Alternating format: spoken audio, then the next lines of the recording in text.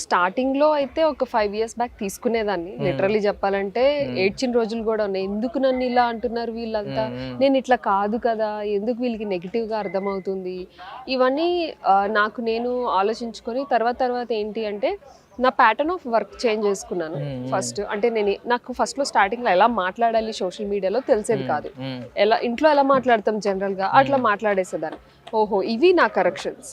So మనం ఒక responsible social మీడియాలో 10 మంది మన వీడియో చూస్తున్నప్పుడు మనం ఏం మాట్లాడాలి, ఏం మాట్లాడకూడదు, ఎలా మాట్లాడాలి, ఇవి కరెక్షన్స్ చేసుకోవడం వల్ల నాకు ఆ నెగిటివిటీ అనేది తగ్గుతుంది. ఇంకా ఇప్పటికీ వస్తుంటాయి నెగిటివిటీ, బట్ నిజంగా చెప్పాలి అంటే అవి అన్ని కొంచెం జలసీతో వస్తుంటాయి. అంటే ఈ అమ్మాయి హౌస్ వైఫ్ గా ఉండి సడన్ గా ఇండస్ట్రీకి వెళ్ళిపోయి ఇంత ఫేమ్ వచ్చేసింది ఏంటి అని అనుకునే వాళ్ళు కూడా చాలా మంది ఉన్నారు. But it's okay, that is the answer.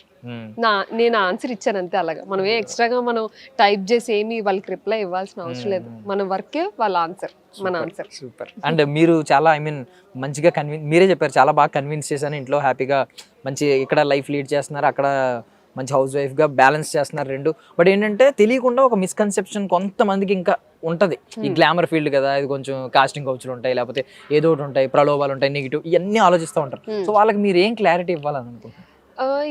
ఇది కూడా కంప్లీట్లీ ఇండివిజువల్ ఇదండి. అండ్ నాకు అట్లాంటిది ఏమీ ఎదురవ్వలేదు కాబట్టి నాకు ఎక్స్పీరియన్స్ కూడా ఏమీ లేదు అని చెప్పలేను, ఉందని చెప్పలేను. ఎందుకంటే నాకు అలాంటిది ఏమి ఎదురవ్వలేదు కాబట్టి నాకు తెలియదని చెప్పాలి.